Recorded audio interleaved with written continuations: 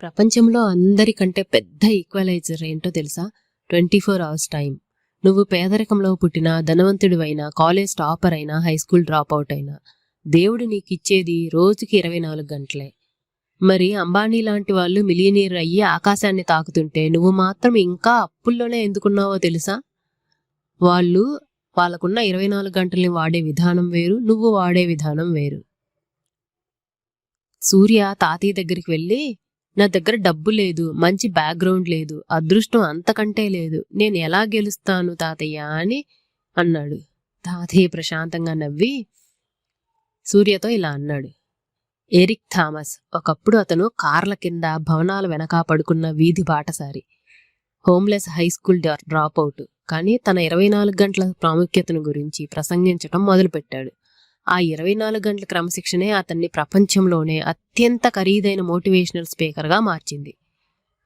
రెండవది virgin group అధినేత Richard Branson. అతనికి తీవ్రమైన డిస్లెక్సియా అంటే చదవటం రాయటం రాని సమస్య ఉండేది. స్కూల్ నుంచి బయటకు కూడా పంపేశారు. కానీ అతను ప్రతిరోజు ఉదయం 5 గంటలకే లేచి తన 24 గంటల టైంని సెకనుతో సహా ప్లాన్ చేసుకున్నాడు. ఈరోజు 400 కంటే ఎక్కువ కంపెనీలకు అధిపతి అయ్యాడు. తాతయ్య సూర్య వైపు చూసి ఇలా అన్నాడు. చూడు సూర్య, వీళ్ళెవ్వరూ ఆకాశం నుండి ఊడిపడలేదు. పేదరికంలో పుట్టడం నీ తప్పు కాదు. కానీ 24 అవర్స్ టైము నీ చేతిలో ఉండి కూడా పేదవాడిగా చనిపోవటం ఖచ్చితంగా నీ తప్పే. నీకు లైఫ్లో గెలవాలని ఉంటే నీ టైం టేబుల్ని మార్చుకో అని చెప్పాడు. 1 గంట సోషల్ మీడియా తగ్గించు, ఒక కొత్త స్కిల్ నేర్చుకో, రోజుకి 1% నిన్ను నువ్వు బెటర్ చేసుకో. 6 నెలల్లో నీ జీవితం ఏ స్థాయిలో ఉంటుందో చూసి నువ్వే నమ్మలేవు.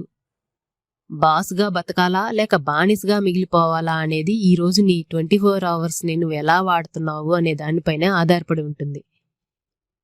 ఈరోజే ఈ 24 అవర్స్ షెడ్యూల్ని మార్చుకోవడానికి ట్రై చేయండి. కామెంట్స్లో I will master my 24 hours అని టైప్ చేయండి. మరిన్ని జీవితాన్ని మార్చే కథల కోసం మా ఛానల్ని ఇప్పుడే సబ్స్క్రైబ్ చేయండి.